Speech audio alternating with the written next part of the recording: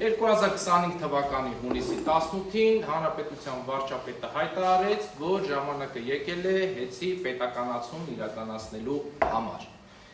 Առաջին հայացքից դա ինչ է նշանակում։ Դա նշանակում է, որ առնվազն, եթե օբյեկտիվ եմ ասում, քաղաքականը նորից դնում եմ լիքում, առնվազն հունիսի 18-ից առաջ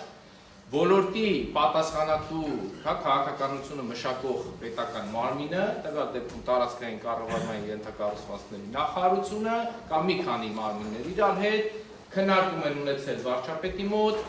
բարձրացրել են այս խնդիրները հենց հեծի վերաբերյալ, ասել են, որ ամեն ինչ ճգնաժամային վիճակում է, որ պահը եկել է հեծը պետականացնելու։ Այսինքն հունիսի 18-ի դրությամբ պետական կառավարման մարմինը առնվազն իմացել է ինչ ենթադրյալ լուրջ խնդիրներ եւ կամ խախտումներ է կատարել հեծը։ Եվ մեզ մոտ հարցածագել հենց այդ պահից։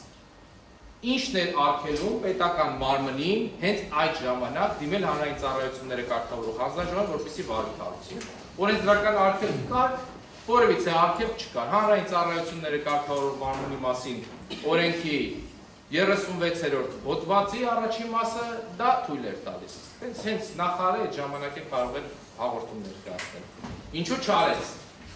Այդ հարցը մեզ մոտ մնաց արկախված։ Մինչև այն պահը, երբ որ քաղաքացիական պայմանագիր կուսակցությունը ներկայացրեց օրենքի նախագիծ ազգային ժողովի քննարկման։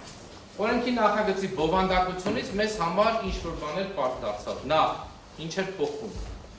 Քաղաքացիական պայմանագիր կուսակցությունը առաջարկում էր միջազգային փորձը վերլուծելով առաջարկում էր հետևյալը, որ եթե կա ճգնաժամային իրավիճակ էլեկտրաէներգիա բաշխող կամ այլ տեսակի ընկերություններում, որպեսզի հնարավորություն ունենա կառավարությունը արագ արձագանքելու եւ ժամանակավոր կառավարիչ նշանակելու։ Երբ որ ուսումնասիրում ենք այս օրենքի նախագիծը, նախ տեսնում ենք հիմնավորումը, հիմնավորման մեջ ինչն է շատ հետաքրքիր, ինչ է նշված։ Նշված է, որ այս օրենքի նախագիծը չի բխում, որևիցե կապ չունի կառավարության 2021-26 թվականների ծրագրի հետ, Հայաստանի վերափոխման ռազմավարության 2050 ծրագրի հետ, կոռուպցիայի դեմ պայքարի եւ դրանց բխող միջոցառումների ծրագրի հետ, այսինքն քաղաքացիական պայմանագիր կուսակցությունը իր այս օրենքը ներկայացրել է կառավարության ծրագրից լրիվ անկախ։ Դա ինչ է նշանակում։ Ինձ կարա դա հուշի հետևյալը, որ կառավարությունը առնվազն 2021 թվականից երբ որ գործել է, որևիցե խնդիր երբևիցե չի տեսել, նման անհրաժեշտություն չի տեսել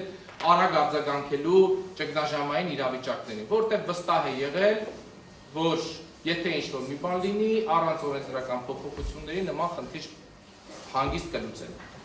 Բայց արի ուտես, որ քաղաքացիական պայմանագիր խմբակցությունը խնդիր է տեսել։ Այստեղ մեզ մոտ այլ հարց առաջացավ։ Իսկ ինչի կառավարության կողմից հետագայում այս օրենքի նախագիծը չմշակվեց, սահմանված կարգով չդրվեց հանրային քննարկման, շահագրգիռ բոլոր մարմինների հետ չքննարկվեց, այդ թվում նաև հեծի հետ, այլ արագ օրենքի նախագիծ գնաց։ Միակ պատասխանը հետևյալն է, որպեսզի օրենքը շատ արագ լուծվի, որովհետև հակառակ պարագայում օրեր էին, բավականին երկար, երևի ամսից ավել ժամկետ էր գնալու, 15 օր հանրային քննարկման համար, բոլոր պետական կառավարման մարմինների հետ քննարկում, առնվազն վստահ են, որ արտադրության նախարարության իրավական փորձաքննության, եթե այս նախագիծը գնար, սահմանադրականության լուրջ խնդիրներ էին լինելու առնվազն բացասական մարդու վիճակը ծանրացնող դրույթներին հետադարձ ուշ տալու համար, բայց այդ ամեն ինչը արագ շրջանցելու համար որոշվել էր, որ պետքա ազգային ժողովի падգամավորների նախաձեռնությամբ այս նախագիծը դրվի քննարկման մեջ։ Ինչ ենք տեսնում հիմնավորման մեջ։ Ես ասացի, հիմնավորման հիմնական նպատակը ճգնաժամային դեպքերում արագ արձագանքել է, կառավարիչ նշանակել է, բայց նախագծում կար եւս մի, այսպես ասած, թակ տված դրույթ, որի մասին հիմնավորման մեջ որևիցե բառ չենք տեսնել։ Դա լիցենզիայի դադարման նոր հետևանքներն էին։ Եթե նախկինում լիցենզիա դադարած տնտեսվարողը կարող էր դիմել նոր լիցենզիա ստանալ, եթե չցանկանար կամ դիմումը մերժվեր, նորեր առաջանում նրանից ընկերությունը վերցնելու կամ ընկերությունը օտարելու հարց սեփականատիրոջից։ Հիմա փոխել են այդ դրույթը, ասել են, երբ որ լիցենզիան դադարեցնում ենք, այդ դեպքում միակ հետևանքը այն է, որ դրանից հետո 3 ամսվա ընթացքում կառավարության հետ համաձայնությամբ պետք է սեփականատերը հեծի կամ այդ ժամանակ լիցենզավորված այդ այլ անձի օտարի ընկերությունը կամ եթե չօտարեց կառավարությունը վերցնի այս ընկերությունը ձեռք բերի հանրային գերակա որպես շահը։ Այստեղ արդեն մեր այս հարցերը փակվեցին։ Մի անգամից պարզացավ, որ այս ամեն ինչի հիմնական նպատակը դա հեծը վերցնելն էր։ Եվ այդ դեպքում եկավ երկրորդ հարցը։ Իսկ ինչ էր խանգարում գործադիրին, որ հենց հունիսի 18-ից հետո մի անգամից հանրային գերակաշահ ճանաչեին ընկերությունը եւ ձեռք բերեին ընկերությունը հենց այդ պահից, կամ միջոցներ բերեին ընկերությունը ձեռք բերեին։ Ինչն էր խանգարում։ Ստեղ բացի քաղաքականից ես ոչ մի ուրիշ բան չեմ տեսնում։ Իսկ քաղաքականը շատ բարձ էր։ Դնել ժամանակավոր կառավարիչ, որը իրոք խախտումներ կգտնի, որտեղ այն ենթադրյալ խախտումները, որը ՏԿ-ն իր հաղորդման մեջ դրել է, վերջում պարզվել է, որ հիմա էլ մենք պարզեցինք, որ դրա գերակշռ մասը չկա։